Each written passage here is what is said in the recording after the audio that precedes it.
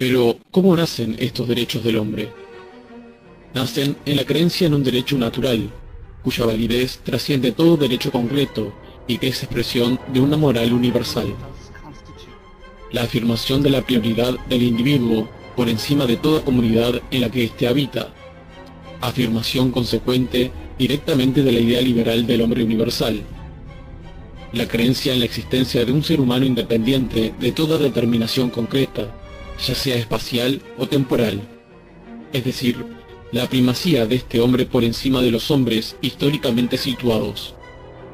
Refiere a que sin importar a qué época pertenezca el hombre, ya sea el Paleolítico, el Neolítico, la Edad Media o la Modernidad, siempre tuvo esos derechos. Lo mismo cabría para la situación geográfica del mismo.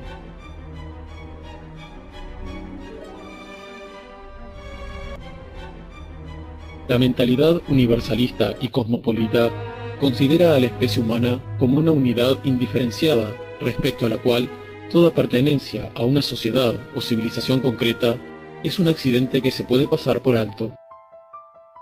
Nada habría de diferente, por ejemplo, entre un joven noruego y un pigmeo de la selva congoleña, salvo pequeñas diferencias que pueden ser obviadas en pos de los derechos universales que ambos poseen desde el día en que nacen. Así, el pigmeo debe necesariamente conocer y poner en práctica sus derechos humanos naturales en medio de la jungla en la que habita, pues estos derechos son universales. Debe tener conciencia de su derecho al voto, de su derecho al divorcio aunque no conozca dicho acto, incluso derecho a elegir libremente su sexualidad.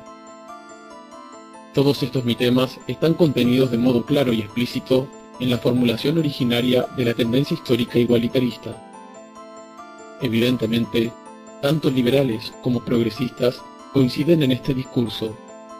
La igualdad de los hombres como valor y derecho humano supremo no se cuestiona. La raíz filosófica de ambos, por tanto, es la misma. Estas dos ideologías hermanadas por un origen común forman así lo que denominamos sistema.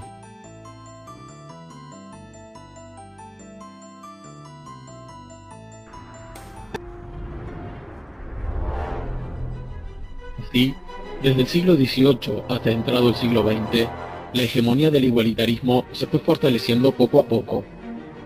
Pero ante tanta armonía, ¿qué estaba faltando? Faltaba un enemigo absoluto ante el cual unirse y mantener la unidad ideológica que les hace similares.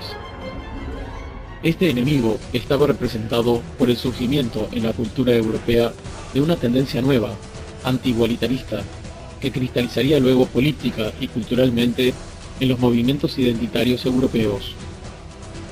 Es en la guerra contra la cultura identitaria y nacionalista cuando el igualitarismo encontró su síntesis final bajo la bandera de los derechos humanos. Toda la segunda mitad del siglo XX servirá para expulsar todo residuo ideológico y toda voz disidente. En este sentido, se entiende el afán entre arrepentimientos, conversiones, cambios de opinión y psicodramas de los progresistas en las últimas décadas en busca de un comunismo de rostro humano, de un ideal depurado finalmente de toda belicosidad revolucionaria, de todo impulso genocida, de toda tentación autoritaria. 1989, año de la caída del muro de Berlín y bicentenario de la Revolución Francesa, representará por tanto la fecha del triunfo de la doctrina de los derechos del hombre como una nueva religión laica del sistema. Los hermanos ideológicos finalmente realizaron el abrazo que hoy nos ha llevado a la tiranía mundialista tal como la conocemos y la padecemos.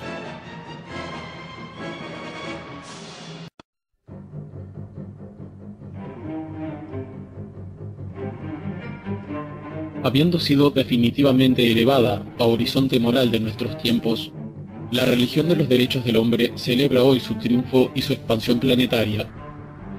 Virus ideológico por su capacidad destructora de las diversidades étnicas, esta moral presuntamente universal proporciona la armadura ideológica a un neocolonialismo que tiene hoy como justificación un cóctel devastador de angelicalismo e hipocresía. Tratando de imponer una norma moral particular a todos los pueblos, la religión de los derechos del hombre pretende volver a dar buena conciencia a un occidente presa del materialismo decadente, permitiéndole instituirse una vez más como modelo a seguir y denunciar como bárbaros a quienes lo rechazan.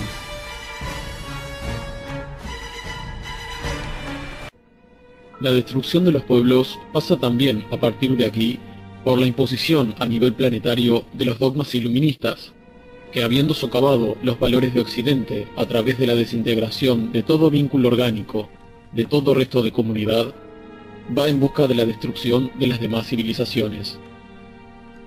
De esa manera, nos hemos familiarizado con el discurso de que, sobre pretexto de proteger los derechos de la mujer musulmana frente a las supuestas imposiciones machistas del Corán, los adalides de los derechos humanos justifican guerras de invasión a dichos países para liberar al sexo débil. Obviamente, se desoye la realidad político-religiosa que ha llevado, entre otras, a la llamada revolución conservadora del Islam, en el que las mismas mujeres han sido las que han fomentado el uso del velo religioso. Todo ello no parece importar. El imperialismo de los derechos humanos no se cuestiona, y está legitimado tanto por el apoyo decidido y fanático de las feministas progresistas como por los fundamentalistas del Pentágono.